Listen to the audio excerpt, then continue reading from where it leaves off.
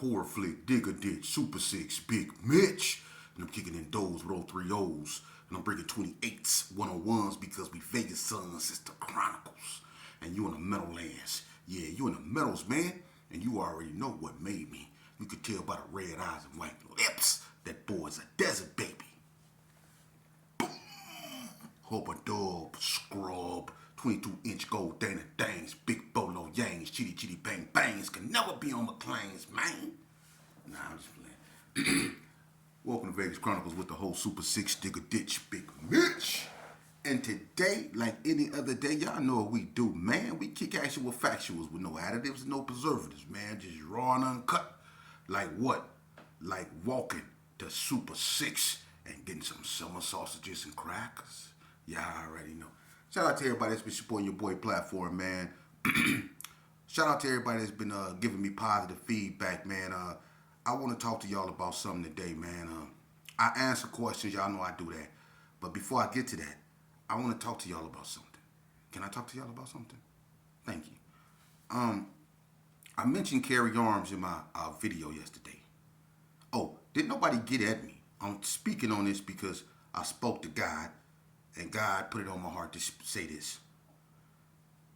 When I spoke on Carey Arms yesterday, I spoke the truth. But some people probably took that the wrong way. Like I was trying to put them down or expose them per se. And that's not my intentions. I got love for Carey Arms. Okay? I got a lot of friends that come out of Carey Arms.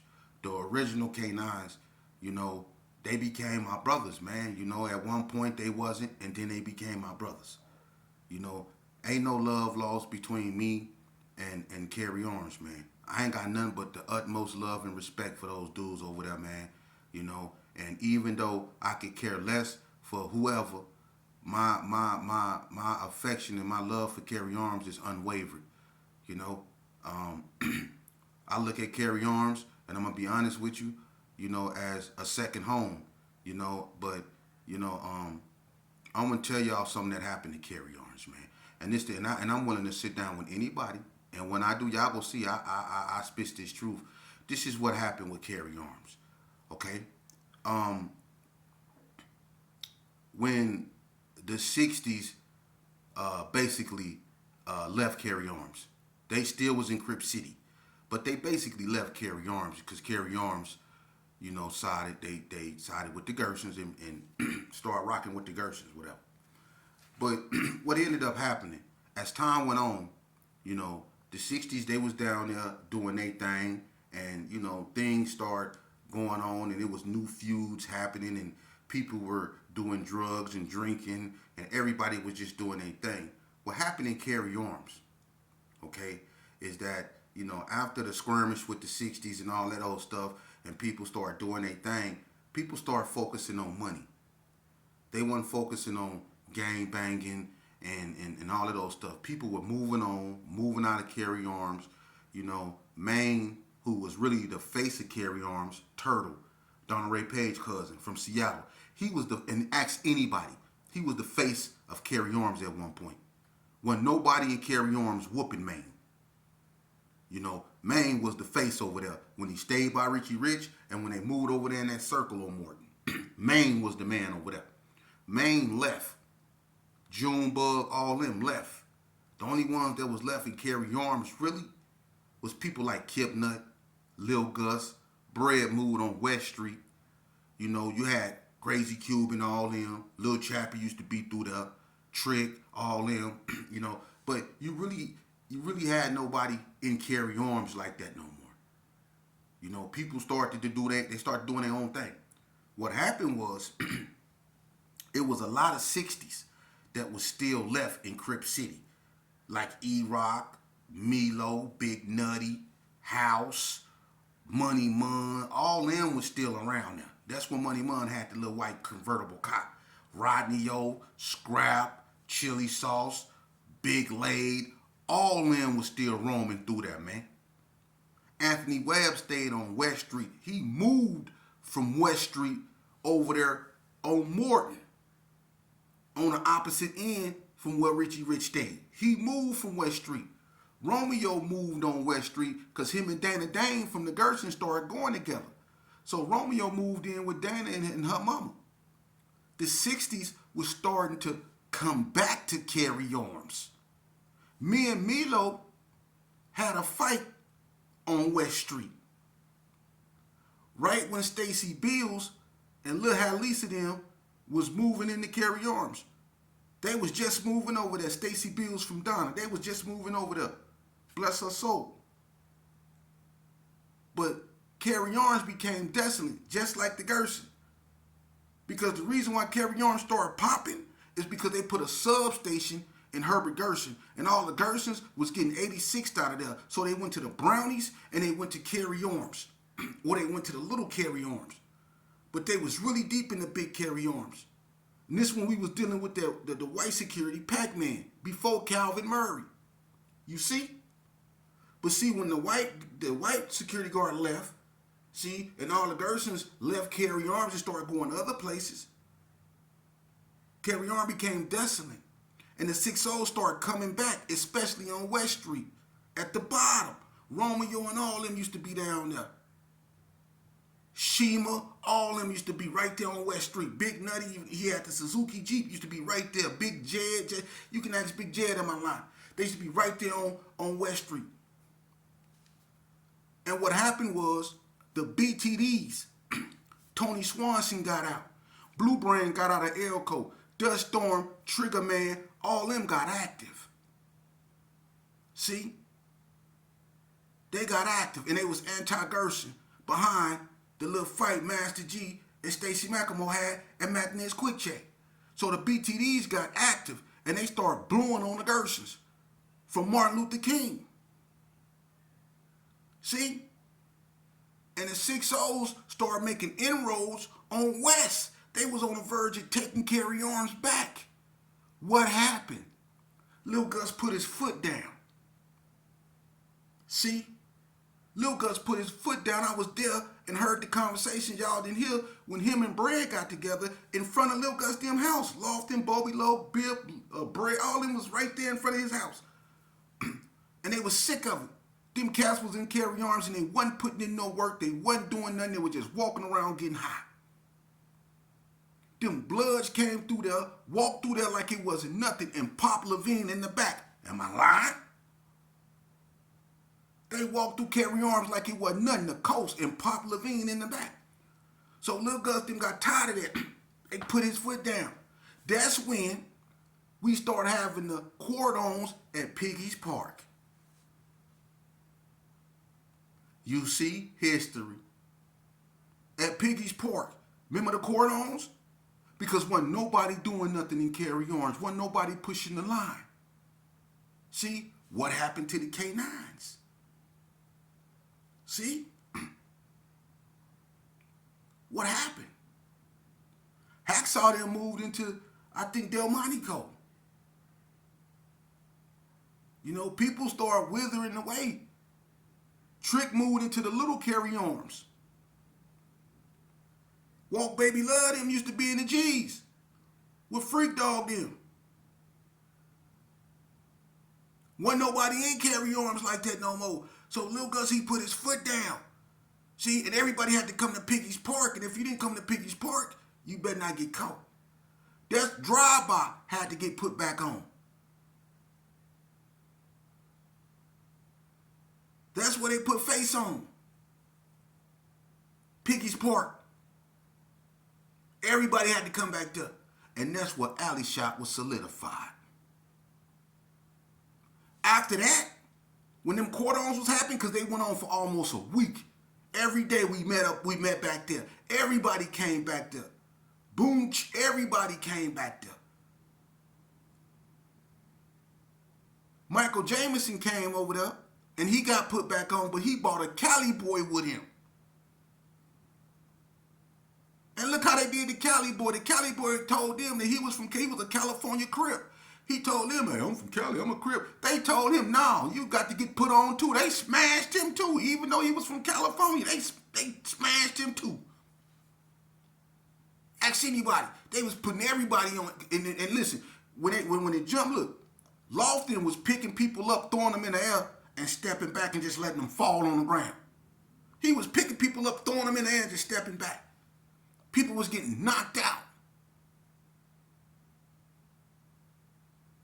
Getting knocked out. See, and then after the cordons, everybody started walking in packs through Carey Arms, basically patrolling it. See, some of the really alley shots with people like Wild Booty, Bird, all them, Cisco, all them original alley shots from the arms, the big arms. And half them dudes that became alley shots would have probably been K9s if Lil Gus didn't put his foot down. Or they would have probably turned back 6-0 because them 6-0s was coming back until Lil Gus put his foot down. And then after that, it became really anti, 6-0, and they started going to war with the BTDs. That's when people had to get it together. And they had to tighten up around Carey Arms. That's what happened to Carey Arms. I was over there on West with Bread and Cassandra every day. Me, Hoodie, Hard Tackle, and Bread, and Jody Mack. We was over Cassandra's house every day as this was going on. So they started patrolling Carey Arms to try to keep the 60s out. That's what me and Shima had to fight. Yeah. That's when Short Dog and Shima had the issues. See? That's when me and Milo from 6-0 got out, and it became a big old thing because all the 60s came. And then all the Gersons came. Bobby Loke and Maria stayed at the end. He came over there with a skillet. Bobby Loke had a skillet. That's what we was doing. We was patrolling Carey Arms. See? To try to keep the 60s out of there. And at the same time, they was funking with the BTDs. That's what happened to Carey Arms, but that's how alley shots took over Carey Arms. Because Carey Arms is supposed to be K9 hood, but the alley shots claim that. And people say, well, it's all Gerson. Well, that's true. But a lot of people say that to make themselves feel pessimistic, or try to pacify themselves by saying that. Oh, it's all Gerson. But them alley shots took over Carey Arms. See? I'm not saying that the K9s was weak or none of that. But they just, a lot of them succumbed to drugs. A lot of them succumbed to drugs, and a lot of them moved on. And they went over there to stop the 60s or whoever from coming up in there. Maine went back to California, Donna Ray and all them moved up out of there. The only one that was really left over there was Lil Gus. And then you had Short Dog them over there. You had Kip Nut them over there. But Kip Nut, he got into it more with the security than anything. Hacksaw knocked out Raul. The only Mexican security that they had, Hacksaw knocked him out. But people moved on, man. But no, it's no disrespect to Carey Arms, man. One of the hardest cats to come up out of Carey Arms is my Brody, Dan Loke, Dog Man. Dog Man, one of the hardest cat things come up out of Carey Arms, and that's my Brody right there, man. That Dog Man, he from here, hands. And then you got people like Terrell Pearl, he a legend up over there. Trick, Freak, Walk Baby Love, Tricky T. You can't never forget about Tony. One of the original Nina Rosses. Cootie Rome, Lil K, all them, man. Ray Lou, rest in peace. All them my brodies. They real ones. Baby G, all them, they real ones. They real ones right, them real ones right there. Day one legends. Jody Gyro, Anthony Webb. Them real Nina Rosses right there, man. All the rest of them cats is either add-ons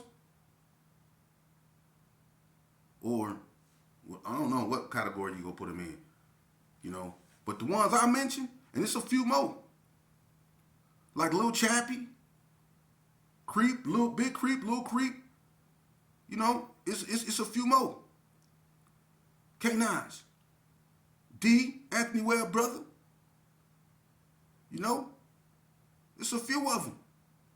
Them the real ones though, them the first ones. But you know, can't forget about Doobie. Shout out to Doobie, you know what I'm saying? But them the first ones, man. But you know, I ain't got no ill will toward Carey Orange, man. Salute to Carey Orange, man. And the people that come from there, man. You know, like I said, that was my second home, man. But what I just told you is the truth. You can ask Lil Gus. What I just told you was the truth. If it don't be for Lil Gus, them 6-0s take Carey Orange back over. I don't care what no, but you don't gotta like what I say. Cornbread even said, if it don't be for Lil Gus, them 6-0s take Carey Orange back. They take that back. Because the BTDs was pushing the line one way on Martin Luther King, and the 6-0s was making inroads on West Street. Them dudes was getting hit from both sides, man. If it don't be for Lil Gus putting his foot down, homie, Carey Arms fall in the hands of the 6-0s again, homie. I'm just keeping it 100 with y'all, man. But I ain't trying to disrespect nobody. Because it's all ignorant. It's all. Let me tell you this here, man. Let me show you something. I remember when we used to be on Hilltop. Okay?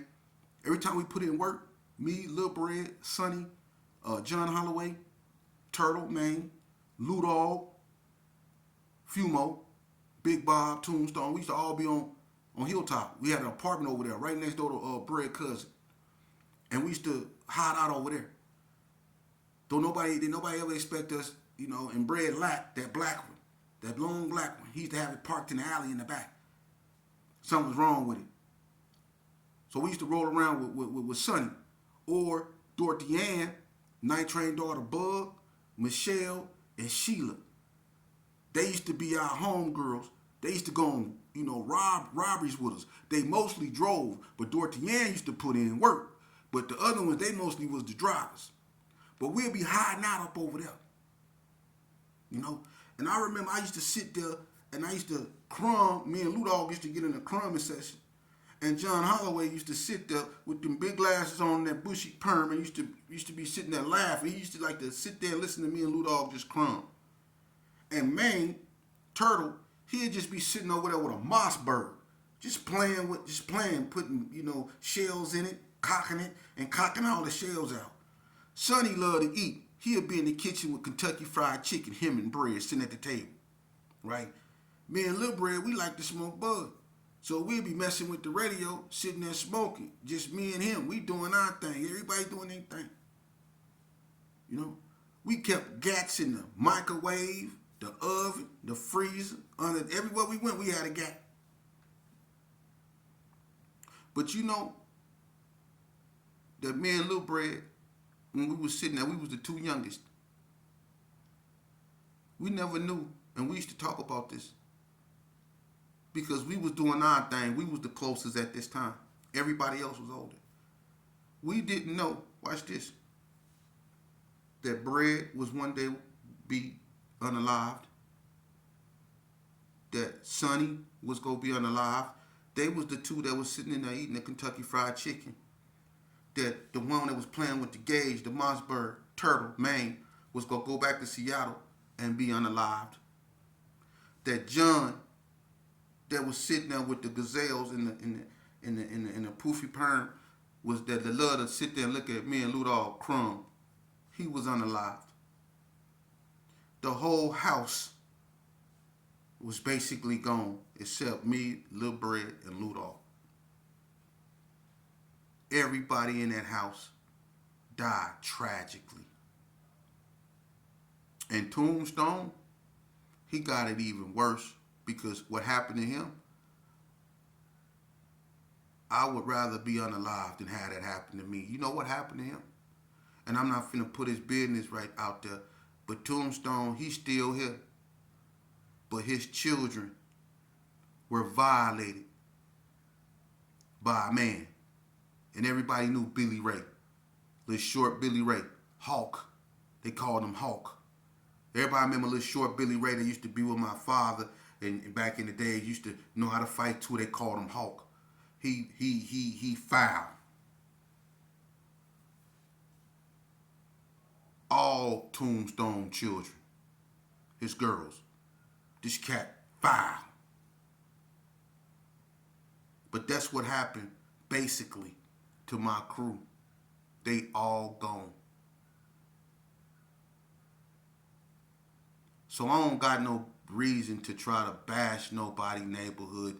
I You think I'm proud of this? What you think I like this? You think this is something to feel good about? A lot of y'all do. And that's a sickness, man. If you feel good, if you wake up feeling good about it, because a lot of y'all have no regrets, and that's on you. You know, somebody once told me, and I don't know who this cat is, and I don't really care, but he told me all the stuff that I've done in my life, God ain't gonna never forgive me. That's what he told me, and told me he's surprised I'm still alive. That if my homies don't get me, the Donna's gonna get me. Yeah, that's how miserable he is. Let me explain something to you. I don't look back worried about what's gonna happen to me. Only a fool will lose tomorrow looking back on yesterday. So whatever my past, when you speak of my homies and when you speak of Adonis, that's my past, homie. So if that's what's gonna get me,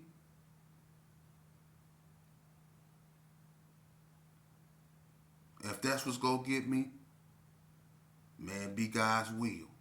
Amen. I ain't worried about it. I'm focused on the future, man.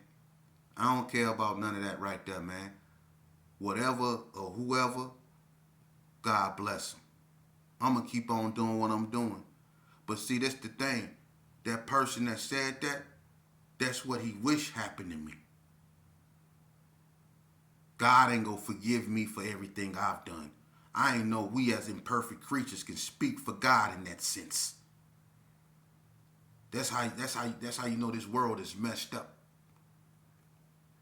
They don't want you to believe you can be redeemed. They want you to believe that you go be stuck in misery and stuck in that mental prison and anguish, mental torment. They want you to believe that your spirit is forever corrupted once you commit a sin. They believe that you far beyond redemption. You far beyond any type of remorse. You know, God is not going to send your salvation to you. You done already crossed over to the other side. You too far gone.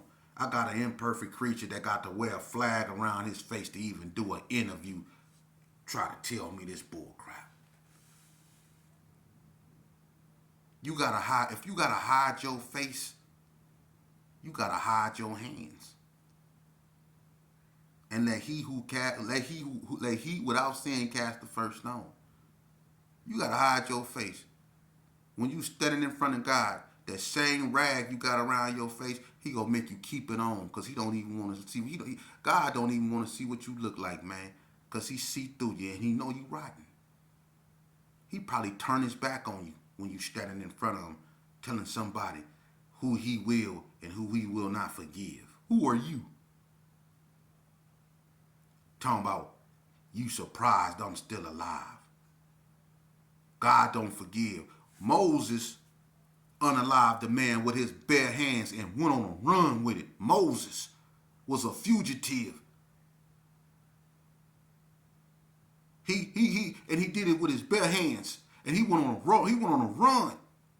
God obviously forgave him, because when he passed away and Lucifer went to desecrate his body, God's son Michael down there and told that you better not touch him. So God obviously forgave Moses. Or what about King David, who in the Bible did more dirt than him? Look what he did to Saul's family. King David. But when God got through with King David, a man that knocked down over 10,000 on the battlefield, when God got through with him, even Jesus himself say, I come from the bloodline of David. So who are you to tell me what God will and will not do? You imperfect thing, you. Youngsters, this is what you up against. But don't worry about it. Stay focused, man. A lot of y'all is curious because you reach out to me and you tell me, OG, I love what you be saying. And y'all ask me questions. You tell me, you say, OG, I love what you be saying. And you right. A lot of us is looking for something else to do. We sick of this thuggery. You got youngsters reaching out, and I want y'all to know, to all you youth about that this platform is open for you. A lot of y'all, whether it's your music, whether it's your poetry, or whatever, this platform is open for you, man. A lot of y'all are being shunned because people got preconceived notions. But once people sit y'all down and talk to y'all and understand that a lot of y'all really can think, a lot of y'all really have the right ambitions, y'all just don't have the right tools and the right people around you to keep you focused, and that some of y'all only need a little push every now and then, a little encouragement every now and then to stay the course. I just want y'all to know that this platform is open for you, man. It's not about where you from, brother. It's about where you going with me. So you can come in all colors. And this goes out to my Hispanic brothers too.